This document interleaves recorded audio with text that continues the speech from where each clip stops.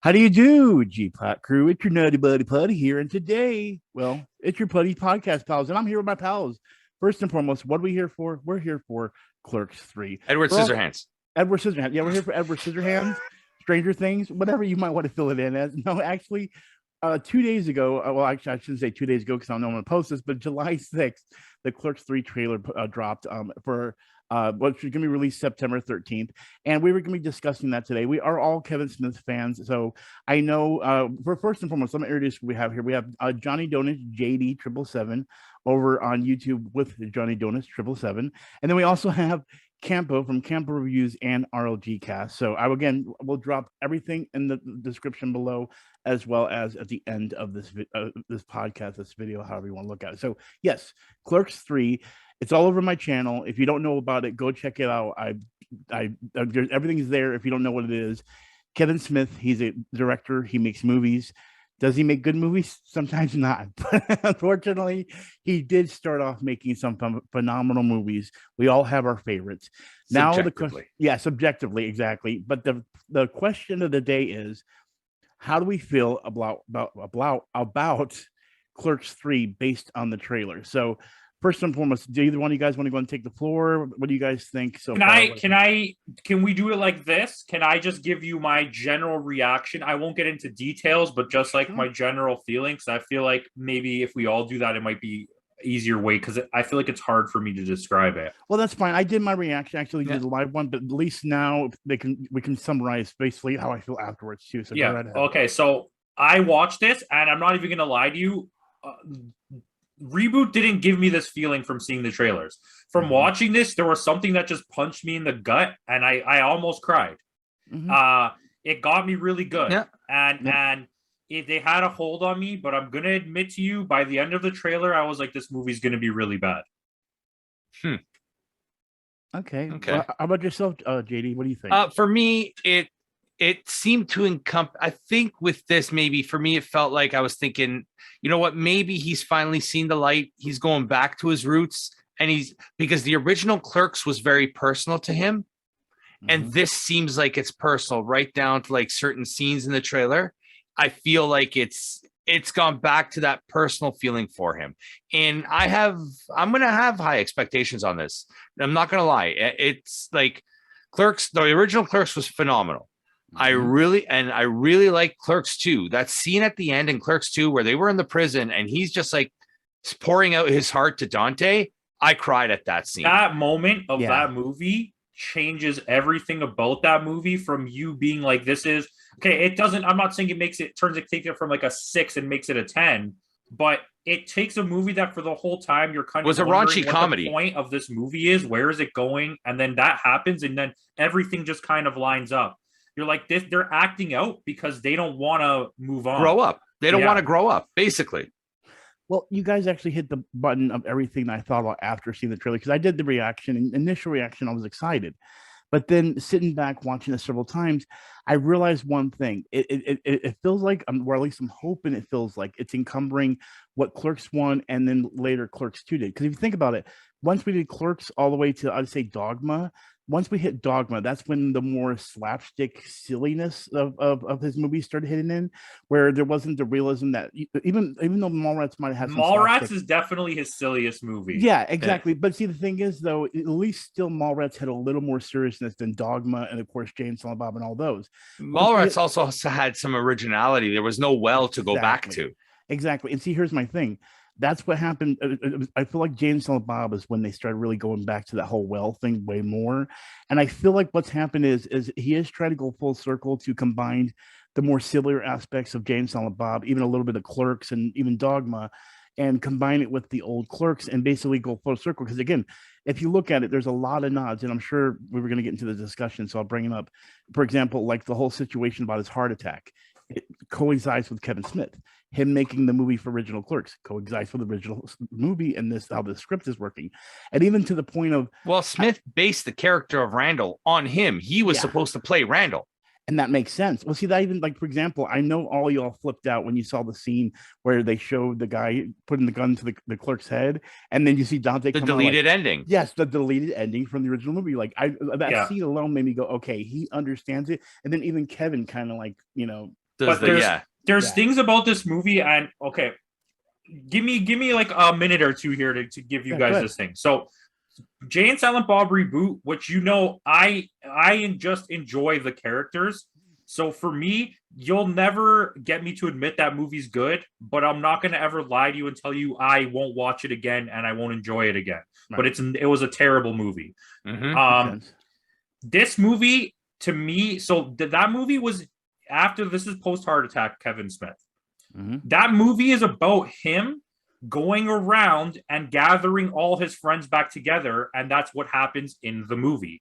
Okay, and this movie is about him realizing that all he wants to do after the heart attack is make movies with his friends, and that's literally what this movie is going to be about. And I like that kind of idea, but he's too on the nose with this. It's way too on the nose. It's not subtle at all. There's zero subtlety to this, and that's the issue that I have with his filmmaking now, is he has no subtlety. He just smashes you in the face with the idea and then tries to play comedy. But so let me continue with this. The little things about this trailer that made me think this is not going to be good are the things that are missing that he used to do. So the idea of Dogma was this big, like, kind of fantasy based on the Bible, and it's like poking fun at it. And then you had Chasing Amy, which was an intimate story, but it was about all the things that he loved. And then you had Mallrats, where they made this little, just a mall, feel like this big world of things that are happening.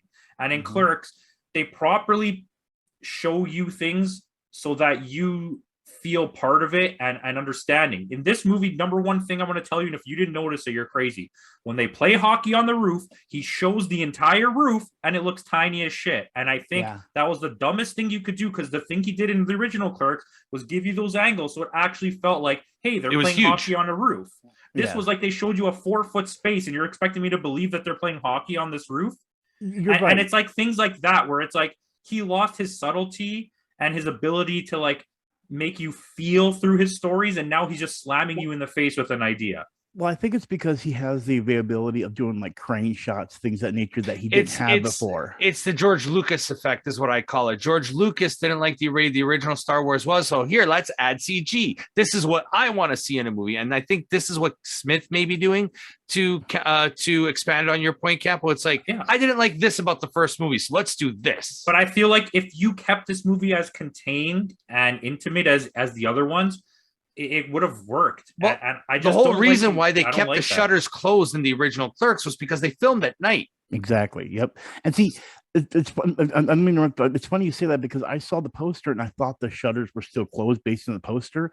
But then if you look back in the trailer, you do see the shutters are open. So I don't know if he's going to use that as an idea for this movie. So like they show the shutters when they're regularly working, but then all of a sudden they show them closed and they use that concept of the night idea. It could be because in Clerks 2, they bring back the joke of the closed shutters at the beginning. Like he opens it and the place is burning. But like it's different because when they filmed Clerks, they filmed at his work, right? After hours, where now he just bought a building and turned it into that. So he actually physically owns that building that has a fake Clerk store and then the Smod Castle. Quick Stop, the Quick Stop and then the Smod Castle's there. So he's just using his own like building facility now to film the things, where it's like, I think maybe even that subtle joke of the shutter being closed has gone past him. It's like it's gone too far now. Yeah, it's like the thing. Yeah. Well, I mean, again, the whole thing with the whole night thing, I think he is basically trying to recreate everything that he actually had to go through in the original Clerks movie. And then, of course, because Randall's based on him, Randall is that person going through that, which I'll be honest with you, the Randall heart attack thing does make sense, because here's the thing. Dante always seemed like that he was the straight edge, like, the character. Randall was the one that was off the hook, or, off the loose cannon. So for him to have a heart attack would be the only person to have like, oh, I've had this awakening. I love movies anyway, which it always worked, but the only thing I'm worried about, and I remember you guys, we even talked on the chat about the worries about his daughter being involved, which of course that story still exists. You know what I mean? About his daughter playing Jay's daughter in this. So that's, but I feel like it's kind of in a sense, like what I said, he has to use it in this, because it seems like with the trailer what we got, he's kind of there's no continuity between Reboot and this. Like, it's almost like Reboot doesn't exist for this movie, and I found that strange. Multiverse. but you need to have Harley Quinn in the movie because she's Jay's daughter, and I think that was a huge selling point right. of that movie. I yes, but the thing is, I don't want this movie as a catalyst for a project for her. You know what I mean? No, like, but I think that's what Yoga Hosers and Chain Yeah. Silent Reboot. I think that's why those movies suffered, was because he made a movie to put his daughter in it. Yep. And But the idea of it in Reboot works, whether or not it was her who played it or not. And I think you need to take that idea and at least kind of put it in this.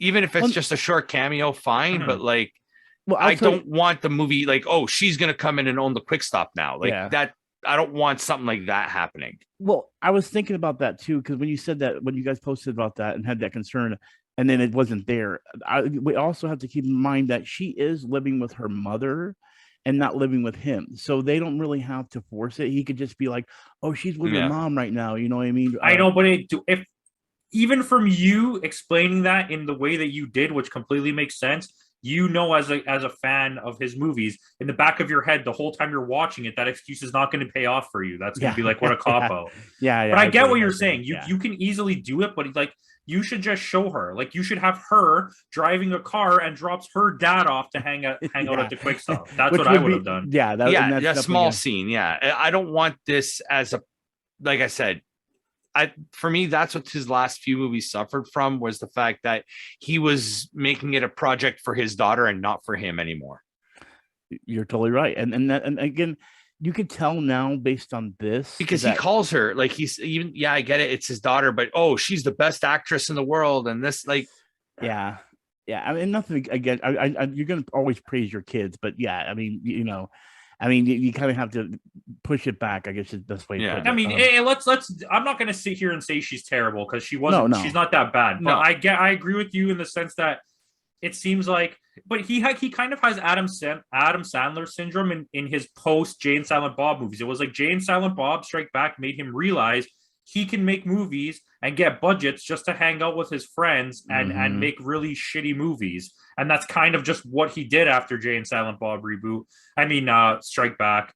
And then Reboot came out, and like, you can feel the heart in Reboot. I'm not sitting here and telling you can't, but you could tell he's lost his grasp on who he was as his a execution. filmmaker. His execution on it. When you see a guy like Quentin Tarantino who never lost his this is who I am. His vision. Kevin Smith became Hollywood, and he lost his vision. And we always talk about this too.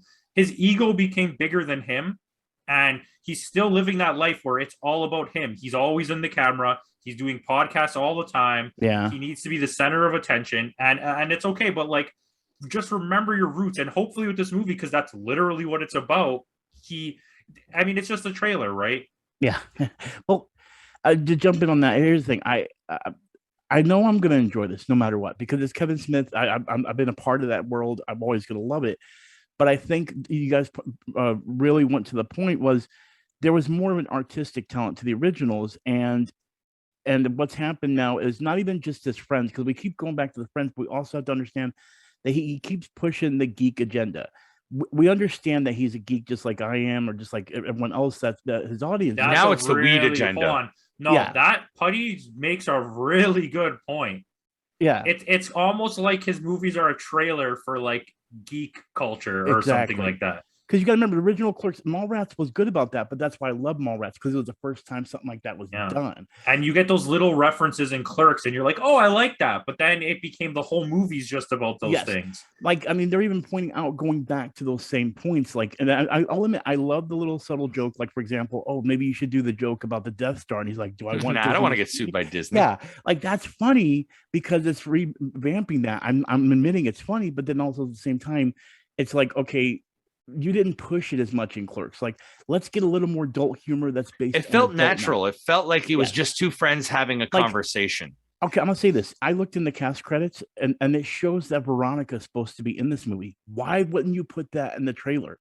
That is the selling point for original Clerks fans. Put somebody that comes if I'm an original Clerks fan, that's not what I want to see in the trailer. I want to get that in the movie and be like, yeah, that's the girl. True. I want to be like, she sucked 37 dicks in Dicks in a a row. row.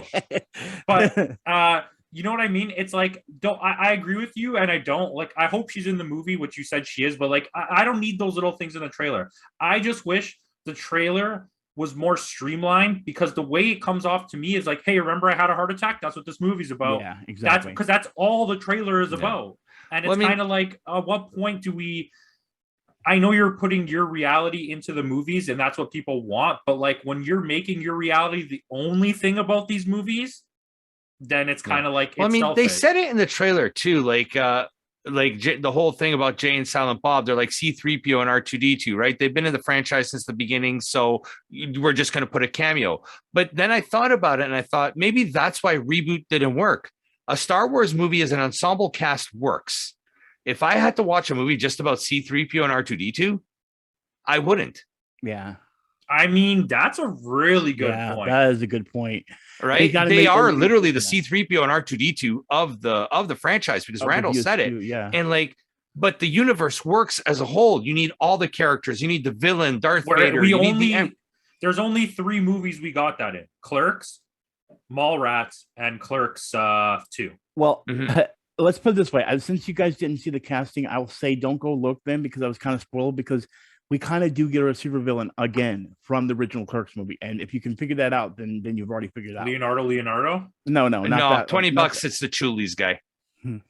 Because in the trailer, you see the Chulies gum logo in the back. They talk about the Chulies thing, don't they? Literally in the trailer. Yeah, he's actually in the cast. He's literally in the cast. I figured that. Yeah, but it's either him or the guy who goes with the shows them the porn magazine. Oh my god! But you know what? You know what it is? It's like a lot of these cameos might be less for us and more for him, in the sense that he gets to bring Ben back Affleck the in the people trailer, who helped him, and give them real money now for being in a movie, right?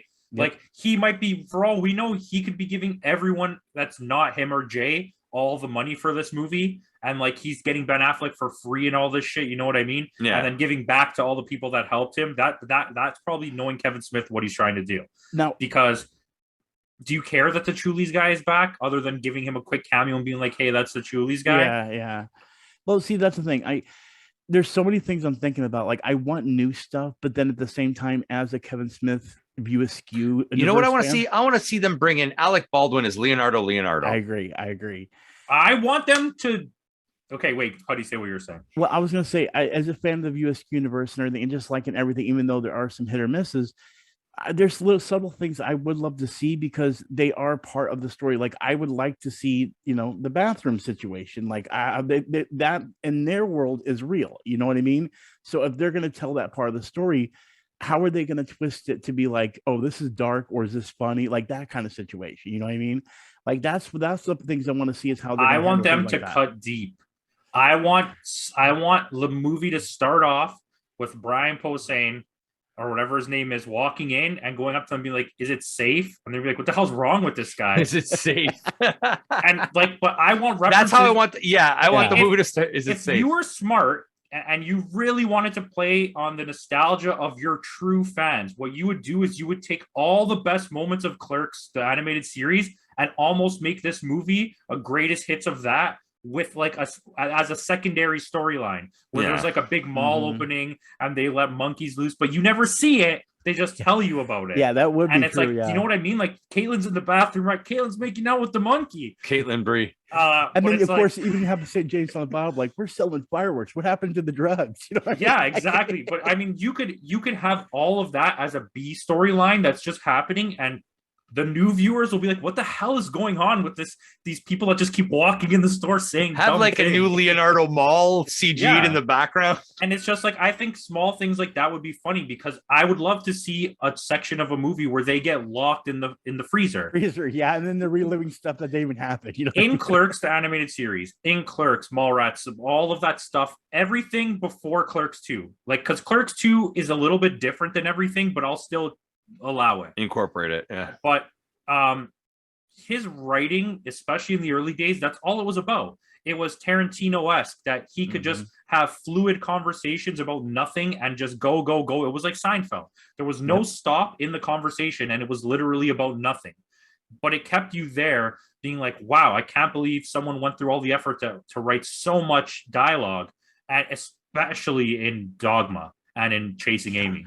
But it's like, when you got to Reboot, it was like they threw all that out the window. Because even in Jay and Silent Bob Strike Back, there's like some pretty good quality dialogue that when they go back and forth. And it's like, this movie already from the trailer doesn't seem like it has that aspect. Well, Reboot was, I agree. Reboot did lose. I mean, it still had good dialogue. I feel like he gave his daughter a lot of the good dialogue when it came to between them and Jay and everything. But it did feel forced. Like, I'm hoping now because I saw an interview and what's his name? The plays Randall. Jeff Anderson. He actually said that the guy interviewing asked him, why did it take you so long to get done? He goes, well, between each movie it takes 10 years because I got to memorize the script. He was making a joke out of it. But at the same time, I think that's another thing too, and why I feel maybe it could be good is because he's a key character, but sometimes I feel like he even kind of sees where Kevin's not going in the right direction. Does that make sense? Yeah. Because here's the thing. Here's the other thing that scares me. Clerks 2 like really pushed the boundaries when it came to that movie. You know what I mean? Like, some of the stuff that his character said is not good at all. Well, you can't do that. Things are it hasn't aged well. Yeah. And that's really, and whoever would have thought of putting a donkey show in a movie. Exactly. So my point is we're not going to get that. We're not going to get that far. So I feel like what Kevin might be doing is he's trying to like push the envelope on both ends, but like not make it so bad, I guess you could say. So it's yet to be seen if it's going to turn out. I mean, well, especially in this society now, he has to tread very carefully with what he says or what he does, because he's going to offend somebody. Yeah. And that's the problem. So I feel like that's the reason why he's having to play this safe card, because he has to tread lightly, like you said yourself. So, you know, we're going to get nostalgia, but it's about. I'm going to be honest with you.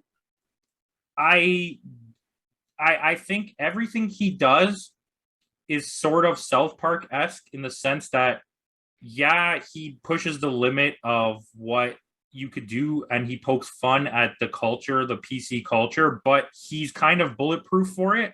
At this point, the way he does it, the amount of inclusion he's had in his movies, I think negates the fact that of the things that he says. And I think people actually realize that. And I don't think him going a little bit over the top in this is going to get him in any trouble. I'm going to be really honest with you. No, I think he could still do it, but I don't think what he had Randall saying in Clerks 2 would happen. Like the whole racial section, I guess. Yeah, that's but the whole point of that was him learning that what he was saying was wrong. Is wrong. Well, no, I get that. Yeah, I get that's that. true. Yeah. So it's not like it was racist in a way that he meant it to be like that. He thought it was something else, and then when he found out it was, he was like, "Oh crap, I'm an idiot." Yeah, makes sense.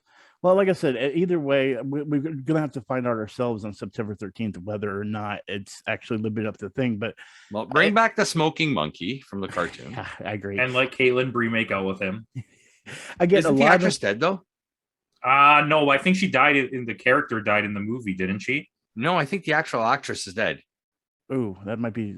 I don't know. Okay, but doesn't Caitlin Bree die in? Don't they go to her funeral? Yeah, no, they go to in Clerks 2, where they cut out the scene. It was somebody else. I forgot her name. It was Claire Forlani's best friend there. No, I swear it was Caitlin. No, Caitlin Bree was the. Because it wasn't Dante that went. It was Randall that went to the funeral. Yeah, because and ran away to go. Caitlin banged the dead guy in the bathroom. Yeah, that's right. No, yeah, you're right, because I remember that Dante's not the one that gets upset. Randall gets upset about it, and Caitlin was the girl that Dante loved. And remember, that was in the middle of the movie. The scene in the bathroom doesn't take place towards the end of the movie anyway. You know what I mean? So that would hit continuity anyway. So, well, at least the funeral scene that never existed, I should say.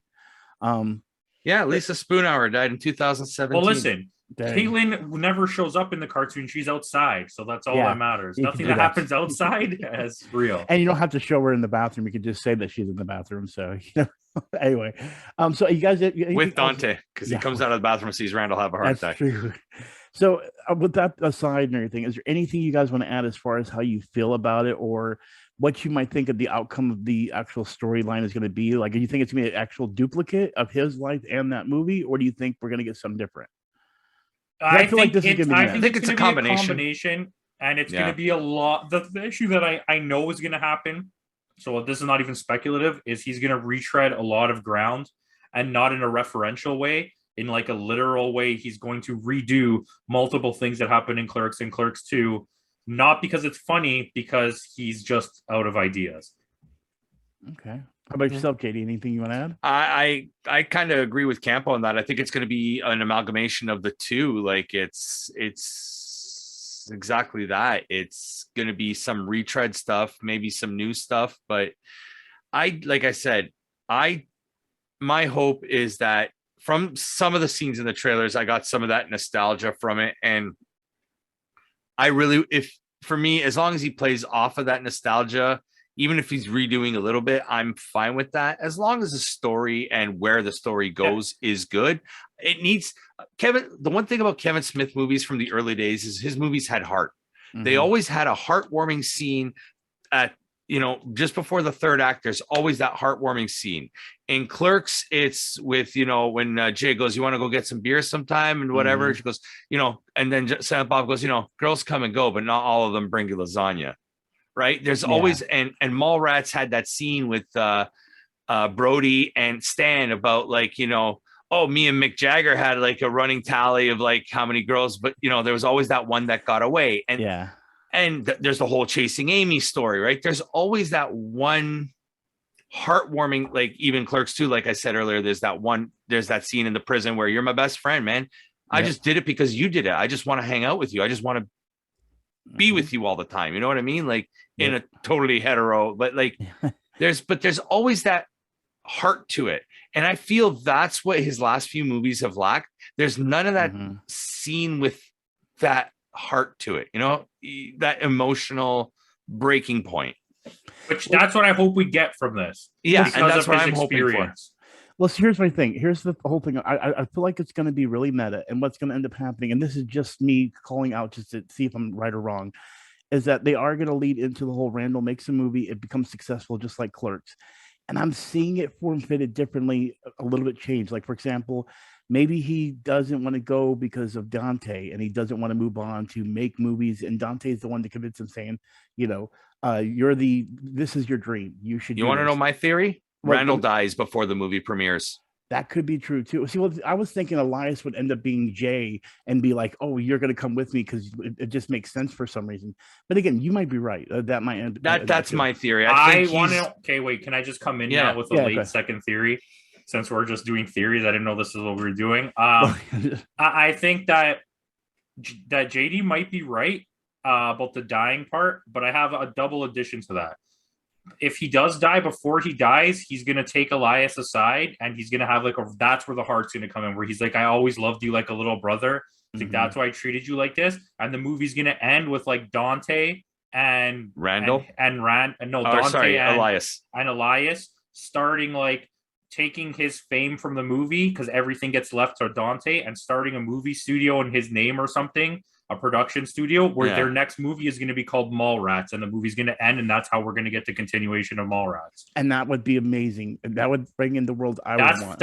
You just spawned me a great idea, Jim. I love that. It's the only way to either end the universe or continue it. I think it offers you double. It offers you double because you get finality for Clerks. But now you open the door to continue your in a different universe, new things, and I get my Mallrats the way I would want it to be. Exactly. Oh my God, that is an amazing. Because he was like, did that get scrapped? Mallbrats, the sequel to Mallrats, and the reason it was called Mallbrats was because he doesn't own the rights to Mallrats.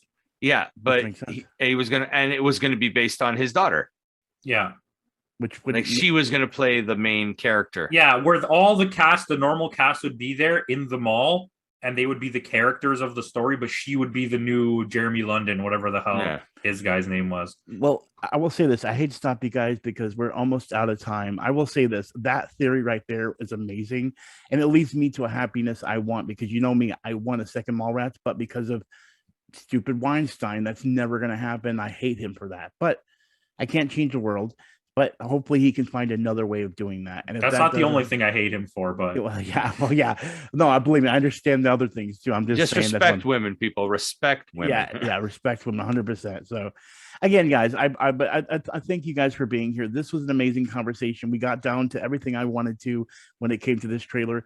September 13th. I know we're gonna all go see it. We'll do a review. We'll do a breakdown. Make sure you guys are here for that. I know we're all gonna be excited, no matter if the movie is bad. Hopefully not, but we're still gonna be there for the nostalgia. So, again. JD, thank you for joining us and everything. Campo, thank you for joining us. And viewers, thank you for joining us. If you haven't seen Kevin Smith movies, start with Clerks, Mallrats. Just go with the originals, guys. Look them up. I guarantee you guys are gonna love them.